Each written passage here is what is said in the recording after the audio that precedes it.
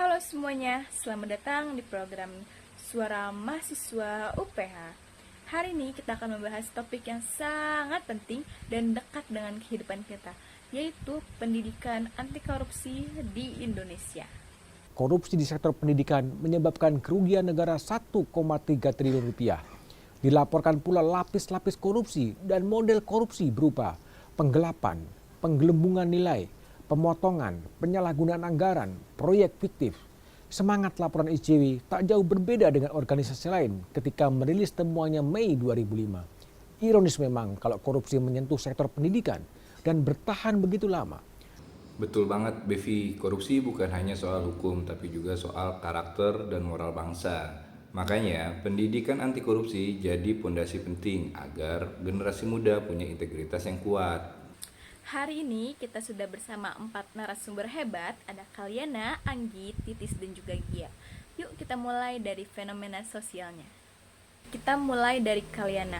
Menurut kamu, bagaimana sih fenomena sosial yang terjadi di Indonesia terkait pendidikan anti korupsi? Tentu, Bevi, fenomena sosial yang terjadi cukup kompleks saat ini. Perilaku tidak jujur masih sering dianggap hal yang wajar di dunia pendidikan.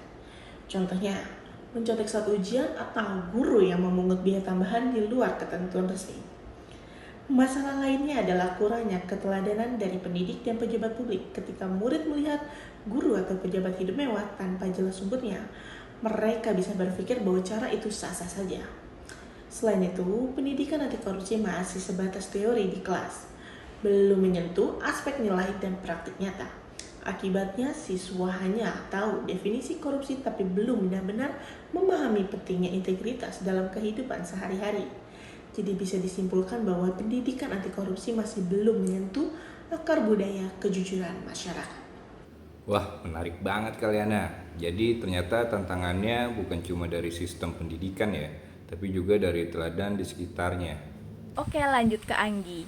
Berdasarkan fenomena sosial yang tadi dijelaskan, apa identifikasi utama penyebab pendidikan anti korupsi di Indonesia ini belum berjalan maksimal?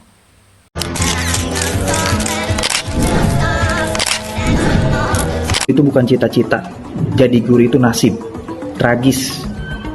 Kalau seandainya kehidupan sehari-hari guru honorer diangkat menjadi film, itu rasanya terlalu vulgar.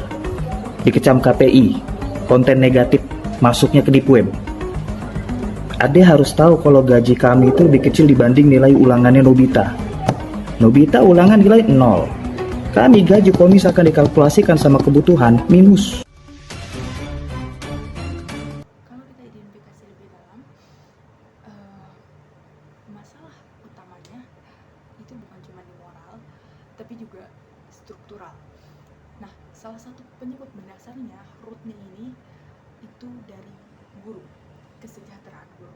Yang mana kita udah banyak dengar dan banyak juga artikel yang mencoba untuk menyuarakan tentang ketidaklayakan upah guru, yang mana kita juga tahu guru honorer apalagi digajinya kurang dari 1 juta, apalagi guru-guru yang di daerah terpencil itu mereka digaji dengan tidak layak. Nah, apa sih kaitannya dengan hal ini? Jadi bisa kita bayangkan ya, dengan gaji segitu pasti mereka akan kesulitan untuk fokus. Terus juga, nah kita untuk sebagai contoh, kita sering juga ngedengar kalau guru-guru ini tuh sering meminta uang tambahan tapi dengan menggunakan untuk kebutuhan sekolah. Kayak banyak ibu-ibu yang komplain kalau di sekolah banyak bayaran, banyak ini. Nah, itu tuh bisa jadi guru mencari uang sampingan yang mana upah utamanya itu nggak cukup. Jadi gimana siswa, murid-murid mau melihat guru ini sebagai teladan integritas yang bertanggung jawab kalau misalkan gurunya aja seperti itu? Gimana mau pendidikan anti korupsi ini berhasil kalau misalkan gurunya aja kesulitan untuk menghidupi dirinya sendiri dan dia malah ya gitu ngambil sampingan-sampingan. Mereka nggak fokus untuk ngajar ke siswanya, jangankan untuk memberikan materi-materi tentang pendidikan anti korupsi. Untuk pelajaran yang umumnya aja mereka mungkin ya mau gak mau, dan di mana kita bisa memfilter guru-guru yang kompeten kalau misalkan mereka pas ngelihat gajinya aja kayak iya udah cuman digaji segini ya, iya sebisa mereka aja ngajarnya, semau mereka aja. Jadi tolong kesampingkan dulu guru adalah pekerjaan mulia, yang mana menurut saya guru juga bekerja gitu. Jadi sebenarnya korupsi di sektor pendidikan ini adalah cerminan dari sistem kita yang belum adil terhadap para pendidik. Jadi kalau mau pendidikan anti korupsi ini berhasil, coba kita prioritaskan guru ini, upah guru ini. Setuju banget Anggi. Kalau guru saja tidak sejahtera, gimana mereka bisa sepenuhnya fokus menanamkan nilai integritas kepada muridnya? Titis, seperti yang kita tahu ya, di pemerintahan kita ini sudah ada kebijakan pendidikan anti korupsi seperti di Permendikbud nomor 87 tahun 2017. Tapi menurut kamu nih, apa kebijakan alternatif yang bisa kita terapkan supaya berjalan lebih efektif? Benar Bevi, kebijakan memang sudah ada, tapi pelaksanaan masih belum maksimal. Pertama, kita perlu penguatan kapasitas dan profesionalitas guru. Pemerintah harus membuat program pelatihan yang mengajarkan nilai-nilai anti korupsi secara kontekstual. Misalnya, dengan studi kasus atau simulasi dilema etika agar guru bisa menanamkan nilai-nilai secara nyata di kelas. Kedua, kebijakan kesejahteraan yang berkeadilan juga penting. Guru honorer harus mendapatkan gaji layak, insentif, berbasis kinerja serta integritas. Ketiga, perlu kemiritaan strategi antara sekolah, pemerintah, dan KPK. Dengan kerjasama ini, menilai kejujuran yang bisa benar-benar menjadi budaya di lingkungan pendidikan. Intinya, kebijakan pendidikan anti korupsi tidak cukup hanya di atas kertas, tapi juga harus dirasakan dampaknya oleh guru dan siswa.